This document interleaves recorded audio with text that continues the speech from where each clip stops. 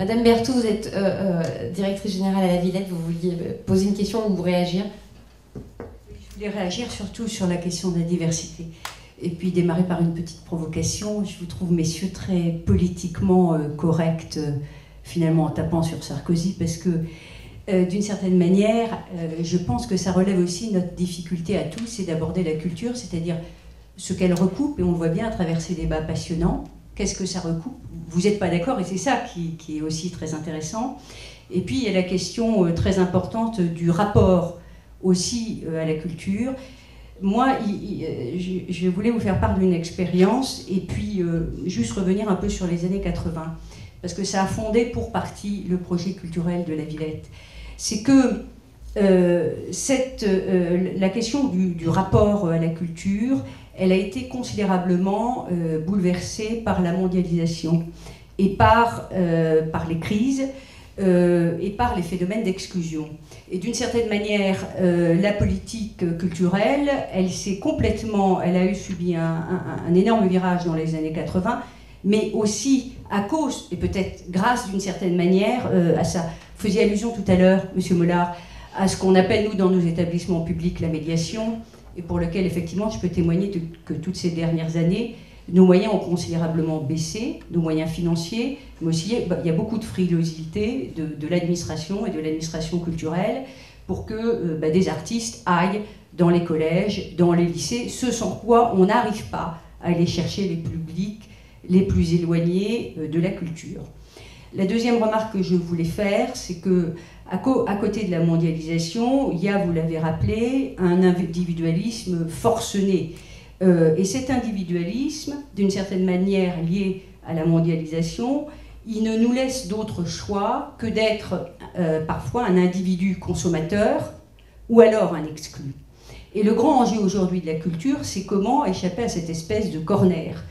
Et dans nos établissements publics, c'est là-dessus qu'on essaye de jouer. À la fois sur le terrain de la création, on n'a pas beaucoup parlé de création, comment on aide les cultures de la marge, mais aussi les cultures au sens large. Peut-être la sous-culture dont vous parliez tout à l'heure, monsieur, c'est vrai que la sous-culture des années 80, aujourd'hui elle est quasi institutionnalisée. Les cultures urbaines, ça fait partie quasi maintenant du répertoire classique.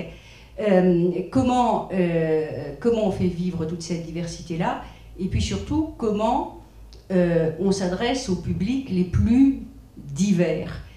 Et moi j'ai une question à vous poser là-dessus. Comment vous expliquez qu'alors que on a quand même les gouvernements successifs sont beaucoup intervenus, peut-être très mal ces dernières années, c'est un fait, je crois qu'il n'y avait pas effectivement de visibilité culturelle, mais comment on explique qu'il y a toujours en matière d'accès par exemple au théâtre, à l'art lyrique. C'est moins vrai, c'est vrai, pour les arts plastiques, grâce à tout ce que vous avez dit. Mais comment se fait-il que finalement ce sont toujours les mêmes que l'on retrouve, c'est-à-dire grosso modo des gens comme vous et moi? Et qu'est-ce qu'on peut faire? Parce que c'est ça le grand enjeu, c'est aussi un des grands enjeux. Comment on peut faire pour élargir l'accès des publics les plus éloignés à toutes les formes de culture, c'est-à-dire y compris ces formes qui ont quand même été un peu kidnappées par les élites. Madame Berthaud, la prochaine question, je vous mets une minute. Messieurs? Je veux bien répondre, oui.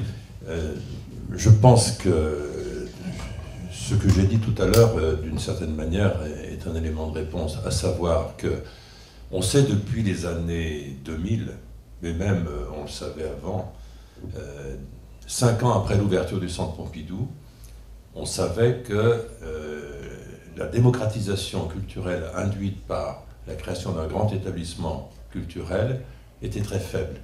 C'est-à-dire que le pourcentage de fils d'ouvriers au Centre Pompidou était 2%. J'avais commandé, l'année de l'ouverture du Centre Pompidou, j'avais commandé une étude à Pierre Bourdieu, et qui m'avait dit, mais attendez, là, vous croyez que vous allez développer la démocratisation culturelle en ouvrant le Centre Pompidou? C'est une erreur. Je dis, bon, parions, je vous donne plein pouvoir, vous venez avec vos chercheurs, vous faites des enquêtes. On a eu 2 enquêtes, une de 77 et une de 78. Et effectivement, il n'y a pas eu il y a eu un phénomène d'appétence, il y a eu un phénomène qu'on peut estimer d'accroissement de la fréquentation par les gens qui fréquentaient déjà les établissements culturels, il n'y a pas eu de véritable démocratisation, si ce n'est par les classes, les élèves qui sont venus plus nombreux au centre. Là. Et donc c'est pour ça que je réponds à la chose suivante, c'est que tout ce que le ministère de la Culture a fait depuis 35 ans, et on en a fait le bilan, et les études le montrent, atteint une limite en termes d'effet de démocratisation. On ne pourra pas modifier les comportements, sauf à transformer considérablement le fonctionnement des établissements publics, mais même en créant des directeurs de la médiation extrêmement dynamiques, etc., etc. Il faut travailler dans les classes, il faut travailler à l'école, il faut prendre ça dès l'âge de 3 ans. Les conditionnements sociaux, économiques, et c'est là que Pierre Bourdieu avait raison, sont tels qu'il faut aujourd'hui travailler à la démocratisation culturelle à l'école. À l'école. C'est pour ça que je dis, je prétends et j'affirme que la politique d'éducation artistique et culturelle doit être la priorité numéro 1 d'un gouvernement qui se soucie d'égalité d'accès à la culture et d'intégration de la diversité, de valorisation de la diversité, et en même temps d'intégration d'un certain nombre de valeurs communes à un peuple, à une nation. Sinon il n'y a plus de peuple, il n'y a plus de nation. Effectivement, c'est l'éclatement au sein de l'Hexagone. Donc si on veut éviter cet éclatement avec toutes les conséquences qui peuvent en résulter, il faut un minimum de croyance en des valeurs communes. Bon, il y a des films très beaux qui parlent justement du rôle du théâtre à l'école, on peut, comme ça, on connaît un certain nombre d'exemples. Donc, je crois véritablement que la seule réponse aujourd'hui, c'est peut-être de mettre une pédale relativement douce en termes de fréquentation des publics. Et d'ailleurs, dans les équipements culturels, d'ailleurs, si vous allez au Louvre le dimanche après-midi, vous repartez aussi vite. Et je suis allé au Grand Palais il y a quelques jours et je suis reparti aussi vite. Parce que c'est impossible de voir, tellement il y a de monde. Je veux dire que l'excessive fréquentation aboutit à tuer même l'acte de pratique artistique. Et donc, il faut créer de l'individualité, de la relation personnelle, du contact entre l'artiste et le jeune dans la classe, dans une relation pédagogique, distanciée, libre, beaucoup plus jeune, beaucoup plus tournée vers l'apprentissage, vers les habitudes acquises qui ne sont pas nécessairement transmises dans la famille, etc. Donc ça, c'est un vrai travail. Je crois que si Jules Ferry vivait aujourd'hui, il dirait « c'est ça ma priorité ». On peut aussi dire qu'il y a des formes artistiques qui vont disparaître. Pourquoi l'opéra serait-il obligatoire ? Il y a peut-être aussi à constater aujourd'hui qu'il y a des formes qui vont mourir, et alors d'autres vont naître. Alors oui, c'est un petit peu peut-être sur ça qui... Enfin, moi je ne suis pas totalement d'accord avec ce qui a été dit par les deux prédécesseurs. Et je me réfère là plutôt à ce qu'on voit aux États-Unis, histoire de sortir du débat français. Il y a des études assez nombreuses sur les pratiques culturelles de classe populaire, notamment les white poor workers, donc les travailleurs pauvres, blancs, sur les quartiers noirs ou sur les quartiers hispaniques par exemple. Et ce qu'on voit, donc tout ça, j'ai étudié ces données-là de près. C'est assez faux de dire que les classes populaires ou les classes ou les minorités, les communautés auraient moins de pratiques culturelles, ou en tout cas il faudrait du coup démocratiser, ou il faudrait du coup les faire entrer au centre Pompidou, etc. Quand on regarde effectivement l'accès à l'opéra aux États-Unis, dont je rappelle au passage que les Américains vont plus à l'opéra qu'en France en pourcentage, ou aux concerts de musique classique, où également les Américains vont plus voir des concerts de musique classique que les Français, il n'empêche qu'il n'y a pas, nulle part, aucun noir. C'est aussi simple que ça. On a pu les faire venir, on leur donne des tickets gratuits dans le Southside à Chicago, j'ai accompagné les organisations qui s'occupent de ça, leur donne des tickets gratuits, ils ne les utilisent pas, ou ils les revendent, ou ils les donnent, mais ils n'y vont pas, comme ils ne vont pas voir les concerts à South Central, Los Angeles, comme ils ne vont pas voir les concerts, même quand on les invite à Saint-Louis dans le Missouri, à Grand Center. Et dans tous ces quartiers-là, il y a pourtant des efforts que font tous les orchestres et tous les opéras américains systématiquement. C'est un peu moins grave en ce qui concerne les musées, et c'est évidemment beaucoup moins grave dans un certain nombre d'autres secteurs.